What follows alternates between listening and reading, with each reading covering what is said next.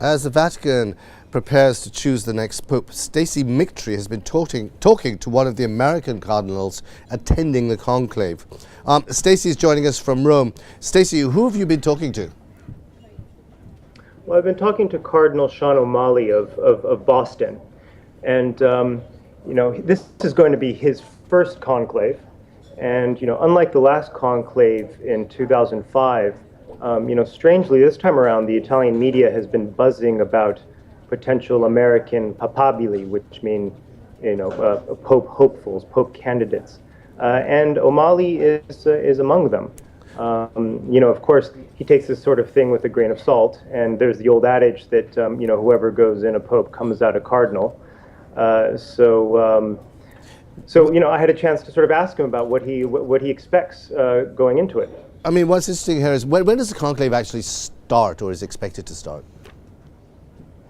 Well, right now they're starting today the general congregation, and what this is a series of conclave consultations with some of the cardinals that are above the the voting limit of 80 years old, and so in the general congregation they'll be discussing some of the biggest issues facing the church, and the issue is that of course the voting age cardinals will then have to take into the conclave with them. Well, let's listen to what Cardinal O'Malley had to say. I think the conclave is very much geared towards finding the next pope and trying to do it in such a way that we allow the Spirit to work within us. But as St.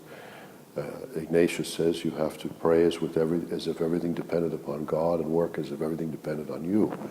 And if the conclave is going to be a success, I think that's what we need to do. What's interesting as well, of course, here, Stacy, is that there has been this sort of global shift in the power of the church further down south. Is this something that's an issue for the cardinal?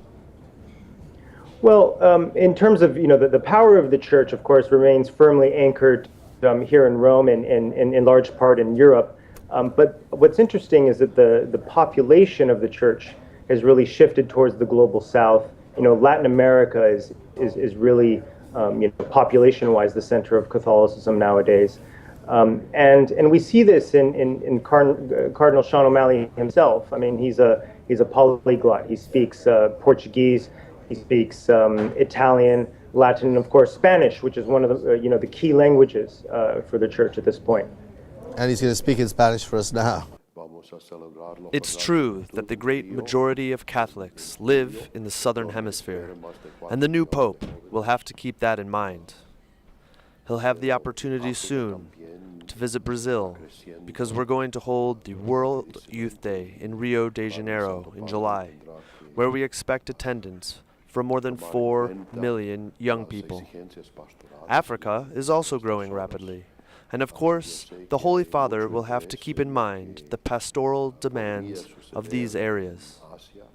I know there's a lot of interest in what could happen in Asia, with the possibility of reinforcing the Church, above all, in China. The future is pointing us south and east.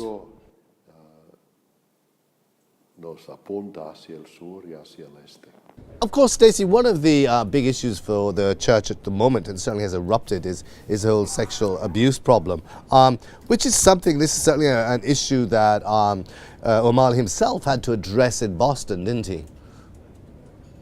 He did. He's really been called upon, time and time again as sort of the, the Vatican's Mr. Fix-It. They brought him into Boston, in a decade ago, after the diocese there had been struggling with sex abuse. Cardinal law had been sent out to Rome, and O'Malley came in there and introduced, new policy, one based on the idea of zero tolerance, which means that, from the moment that there's a so-called credible allegation against a priest for sexual abuse, the civil authorities are told about it, and that's something that didn't happen. Well, let's hear what he had to tell you about this, Stacy. The Holy See has already asked every bishop conference to come up with a policy to be able to respond to the sex abuse crisis. And what needs to be done now is all of those policies need to be reviewed in a very careful way. And that's going to be a monumental task. Because if there's not a policy, people will make so many mistakes in a moment of crisis like that. And people improvise, and when you're improvising, you're going to make mistakes, and everybody gets hurt.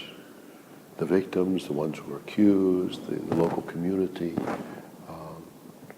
If you don't have a clear direction how to respond and what are appropriate guidelines, it's a minefield. Well, Stacy, thank you very much indeed for joining us from Rome.